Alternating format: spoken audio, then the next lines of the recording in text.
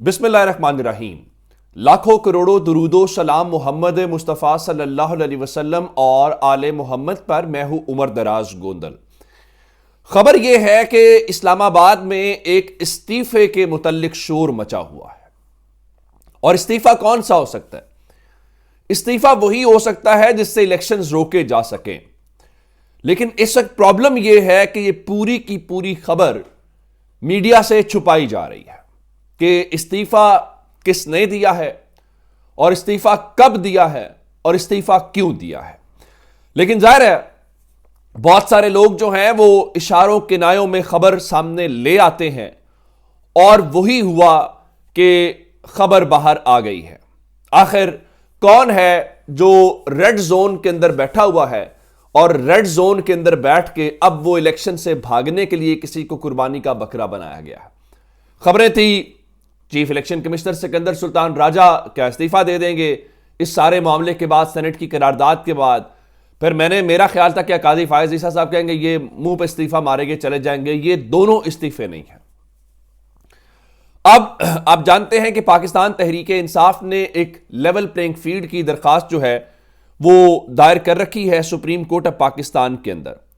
کل 8 جنوری ہے، اور 8 جنوری کو یہ کیس کال اپ ہوا ہے، یعنی سماعت کے لیے مقرر ہوا ہے، اور اس کے اندر آپ حیران اس بات کے اوپر ہوں گے کہ جو الیکشن کمیشن آف پاکستان نے اس میں جواب جمع کرایا ہے اس میں یہ بتایا گیا ہے کہ جناب یہ بالکل الزامات ان کے غلط ہیں، ہم اس کو مسترد کرتے ہیں، اور ساتھ ہی انہوں نے سارے کچھ نمبر بتائے ہیں، جی اتنی شکایات 33 شکایات درج کروائی ہیں، اور ہم نے یہ کیا اور ہم نے وہ کیا، یعنی جو کیمرے پاکستان کے اندر دکھا رہے ہیں، جو لوگوں نے خود دیکھا ہے، وہ سب جھوٹ ہے، جو ہم آپ کو بتا رہے ہیں آپ صرف وہ سنیں۔ اور ساتھ ہی یہ کہا گیا ہے، ذرا دیدہ دلیری دیکھیے گا، کہ اس درخواست کو نہ صرف خارج کیا جائے بلکہ جرمانے کے ساتھ خارج کیا جائے۔ یہ ہے الیکشن کمیشن آف پاکستان کا سپریم کورٹ آف پاکستان میں موقف۔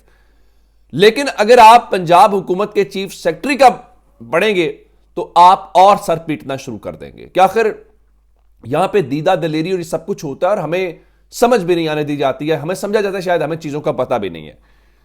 چیف سیکرٹری پنجاب نے سپریم کورٹ میں جو رپورٹ جمع کرائی ہے، کہا گیا ہے کہ حکومت پنجاب پرامن، آزادانہ اور شفاف انتخابات کے انعقاد کے لیے پرعزم ہے۔ ہم نے پچھلے چند دنوں میں جب کاغذات جمع ہو رہے تھے اور تجویز اور تائید کنندگان والے معاملات تھے، شاید جس طرح سے پنجاب پولیس اور پنجاب حکومت نے ری ایکٹ کیا ہے یا ایکٹ کیا ہے، میرے خیال سے اس سے زیادہ بدترین مثال ہم نہیں دے سکتے۔ اور محسن نقوی یہ سمجھتا ہے کہ پل بنانے سے، فلاں چیزیں کرنے سے اس کو تاریخ میں یاد رکھا جائے گا، نہیں۔ محسن نقوی کو اس کردار کے حوالے سے یاد رکھا جائے گا جس نے پنجاب کے لوگوں کی تضحیک کی، جس نے پنجاب کے اندر لوگوں کے نمائندوں کے اوپر پولیس کو چھوڑا اور پولیس کو کھلی چھوٹ دی، اور کسی پلان کے اوپر عمل درآمد کرنے کے لیے محسن نقوی نے چادر اور چار دیواری، اور اس کی حکومت میں اس چیز کا خیال نہیں رکھا گیا۔ کیا ہوا عثمان ڈار کی والدہ کے ساتھ، کیا اور بہت ساری مثالیں دی جا سکتی ہیں۔ جمشید دستی والے الزامات اپنی جگہ کے اوپر ہیں، ان کی تحقیقات ہونا باقی ہے۔ آگے لکھا جی چیف سیکرٹری پنجاب نے کہ ڈی آر اوز تک الیکشن کمیشن کی ہدایات بھجوائی گئیں تاکہ امیدوار بلا خوف و خطر کاغذات نامزدگی جمع کرا سکیں، یعنی ڈسٹرکٹ ریٹرننگ افسران۔ بھائی ریٹرننگ افسران کے کمروں سے لوگوں کو گرفتار کیا گیا۔ ریٹرننگ افسران اپنی سیٹوں پہ موجود نہیں تھے، لوگ ان کا انتظار کرتے رہے کہ ہمارے کاغذات جمع کرائیں۔ لیکن چلیں، سپریم کورٹ کو ہو سکتا ہے کہ اس لیول پلینگ فیلڈ والی بات کے اوپر انہیں یقین آ جائے، یا ان کو جو ہے، لیکن اصل خبر فہیم اختر ملک نکال کے لائے ہیں، وہ کور کرتے ہیں کورٹ کو۔ اب الیکشن کمیشن آف پاکستان نے جو وہ کہتے ہیں نا کہ کوئی نہ کوئی وہ نشان چھوڑ کے جاتا ہے تو جس سے کھوجی جو ہے وہ کھرا نکال لیتا ہے، تو وہ استعفے والی جو خبر ہے وہ فہیم اختر ملک نے اشاروں کنایوں میں کہیں نہ کہیں اس کو بریک کیا ہے۔ اب وہ کیا کہتے ہیں؟ ان کے مطابق جو جواب جمع کرایا گیا ہے سپریم کورٹ آف پاکستان کے اندر، وہ اسپیشل سیکرٹری 1 ڈاکٹر سید آصف حسین کے دستخطوں کے ساتھ یا ان کی طرف سے کرایا گیا۔ اب عام طور پہ سپریم کورٹ میں جو جواب یا اس قسم کی چیزیں کی جاتی ہیں وہ سیکرٹری الیکشن کمیشن جمع کراتا ہے، اور اس رپورٹ کے اوپر جو سیکرٹری الیکشن کمیشن عمر حمید خان ہے ان کے دستخط نہیں ہے۔ اس چیز کو لے کے فہیم اختر ملک نے سوال اٹھایا ہے کہ کیا سیکرٹری الیکشن کمیشن عمر حمید خان اپنے عہدے سے مستعفی ہو گئے ہیں، اور کیا اس خبر کو میڈیا سے چھپایا جا رہا ہے؟ یہ ان کا سوال ہے جو بنیادی طور پہ ایک خود خبر ہے۔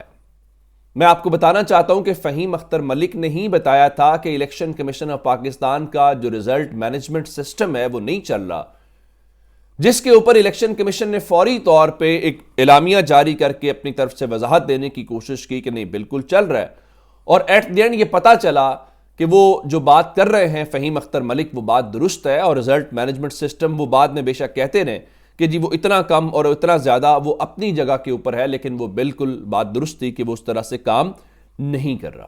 اب ہوگی نمبر 1 بات یہ۔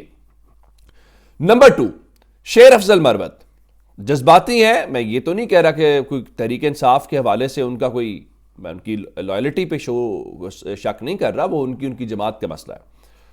اب وہ پریس کانفرنس والے معاملے کے اوپر اور عدم اعتماد والے معاملے کے اندر جو کچھ ہوا، کل ایک اور پریس کانفرنس کرنی پڑی اور اس میں کہنا پڑا کہ عمران خان کو جوڈیشری کے اوپر اعتماد، اور اعتماد نہیں ہوگا تو ریلیف کہاں سے ملے گا، پہلی بات ہے۔ اب اس ساری صورتحال کو لے کے شیر افضل مروت کے خلاف عملی طور پہ قدم تحریک انصاف نے اٹھایا۔ ایک تو جو رؤف حسن ان کے سیکرٹری اطلاعات ہیں، وہ یہ کہتے ہیں کہ دیکھیے شیر افضل مروت نہ تو اس وقت جو ہے پاکستان تحریک انصاف کے سینئر نائب صدر ہیں اور نہ ہی وہ ترجمان ہیں۔ بات یہاں تک رہتی تو ٹھیک تھی، لیکن اس کے علاوہ پاکستان تحریک انصاف نے رات کو ایک نوٹیفیکیشن جاری کیا، اس میں لکھا کہ it is hereby notified that only the following persons are authorized to make policy statements and statements pertaining to Pakistan Tehreek Insaf. ان کا بھائی یہ وہ 5 لوگ ہیں جو تحریک انصاف کے بہاف کے اوپر یا تحریک انصاف کے متعلق سٹیٹمنٹس دیں گے۔ وہ کون سے ہیں؟ بیرسٹر گوہر علی خان ہے، ظاہر ہے جو پارٹی کے اس وقت چیئرمین ہیں، عمر ایوب خان ہے جو سیکرٹری جنرل ہے، شبلی فراز ہیں، اور اس کے بعد رؤف حسن ہیں جو سیکرٹری اطلاعات ہیں، اور محمد شعیب شاہین ہے جو اس وقت تحریک انصاف کے اندر ہے۔ اور اس کے علاوہ ایک اور بات جو ہے کی گئی، رؤف حسن نے ایک اور ٹویٹ کیا انہوں نے رات کو، اور انہوں نے کہا کہ دیکھیے آج کے بعد ہم نے عمران خان کا میسج یہ ہے پاکستان تحریک انصاف کے لیے، اور جو انہوں نے بیرسٹر گوہر کے ذریعے ہی آئندہ ان کی ہر بات کہی جائے گی، اس کے علاوہ کوئی اور نہیں۔ اور اگر کسی اور نے عمران خان کے بہاف کے اوپر کوئی سٹیٹمنٹ دینے کی کوشش کی تو اس کا مطلب یہ ہوگا کہ اس کے خلاف ہم باقاعدہ ڈسپلنری ایکشن لیں گے۔ اب یہ سارا کچھ کرنا کیوں پڑا؟ شیر افضل مروت کی سٹیٹمنٹ کے بعد، اور اس میں شیر افضل مروت کا نام نہیں ہے، اور آپ کو یاد ہوگا جب شیر افضل مروت نے جسٹس قاضی فائز عیسیٰ کے متعلق کہا کہ عمران خان نے ان کے اوپر عدم اعتماد کر دیا ہے، تو پاکستان تحریک انصاف کو اس رات بھی سٹیٹمنٹ جاری کرنی پڑی جو عملی طور پہ ان سے اظہار لا تعلقی تھا، اور اب انہوں نے یہ بات کر کے اب دوبارہ سے اس بات کے اوپر مہر ثبت کر دی ہے۔ یہ امپورٹنٹ معاملہ ہے۔ اچھا، ایک اور جو امپورٹنٹ معاملہ ہے وہ اس وقت لاہور سے ہے، کیونکہ لاہور کے اندر الیکشنز کے معاملے کے اوپر ایک تو مسلم لیگ نون کے اپنے حالات بڑے خراب ہیں۔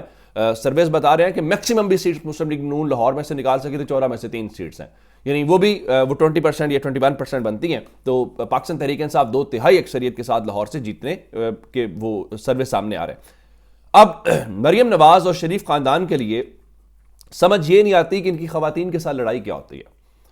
مریم نواز کے والد ساری عمر بے نظیر صاحبہ سے لڑائی لڑتے رہے، ان کی تصویریں، ان کے فلاں بہت کچھ ہم نے سنا ہوا ہے، لیکن اب ایک خاتون ہے سنم جاوید، وہ بھی خاتون ہے۔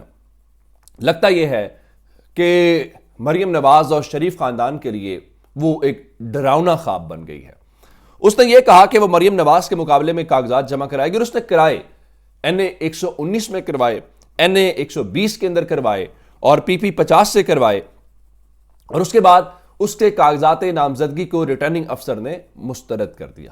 چلیں، ریٹرننگ افسر نے مسترد کیا، اس کے بعد وہ ٹرائیبونل میں انہوں نے جو ہے وہ ابھی اپیل کی، لیکن اب سے تھوڑی دیر پہلے سنم جاوید کو الیکشن سے آؤٹ کر دیا گیا ہے، اور ان کو حصہ لینے کی اجازت نہیں دی گئی، اور ان کے کاغذات مسترد کرنے کی جو اپیل ہے ان کی خارج کی گئی ہے، اور اپیلیٹ ٹرائیبونل نے کاغذات نامزدگی مسترد کرنے کا جو ریٹرننگ افسر کا فیصلہ تھا اس کو برقرار رکھا ہے۔ اس خبر کو اب دوسرے لفظوں میں یوں بھی سمجھ سکتے ہیں کہ مریم نواز کا راستہ صاف کر دیا گیا ہے اور کوشش کی گئی ہے کہ مریم نواز جو ہے وہ قومی اسمبلی تک پہنچنے میں اور الیکشن لڑنے کے حوالے سے ان کو کوئی زیادہ پرابلم نہ ہو. یہ الگ بات ہے کہ اس کا فیصلہ مریم نواز نے یا نون لیگ نے کیا یا ان کے ہاتھ میں ہے بھی کہ نہیں ہے.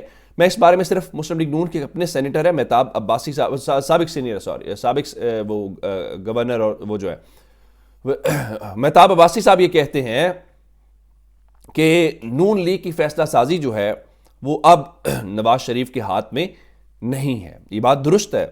ایون میں آپ کو اتنا بتا سکتا ہوں کہ جو نواز شریف کے اپنی طرف سے تو وہ پارلیمانی بورڈز کر رہے ہیں، لیکن اس الیکشن میں مسلم لیگ نون کا کون سا ٹکٹ ہولڈر ہوگا، کس کو ٹکٹ ملے گا، کس کو ٹکٹ نہیں ملے گا، میں آپ کو اتنا بتا سکتا ہوں کہ اس کا فیصلہ ماڈل ٹاؤن سیکریٹریٹ میں نہیں ہو رہا اور نہ ہی مسلم لیگ نون اس کیپیسٹی کے اندر ہے کہ وہ اس کو کر سکے، بلکہ یہ کہیں اور ہو رہا ہے.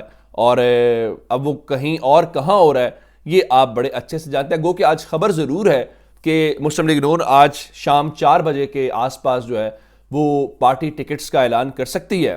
اب دیکھتے ہیں کہ مسلم لیگ نون جو ہے وہ پارٹی ٹکٹس کا اعلان کرتی ہے یا ابھی اس کو نہیں کر پاتی. یہ آج اس بارے میں کلیئرٹی ہو جائے گی. ہاں ایک اور ضرور ہے، ان کی اتحادی جماعت جو ہے JUI، اس نے پنجاب میں قومی اسمبلی کے 53 حلقوں سے اپنے امیدوار جو ہیں وہ میدان میں اتار دیے ہیں.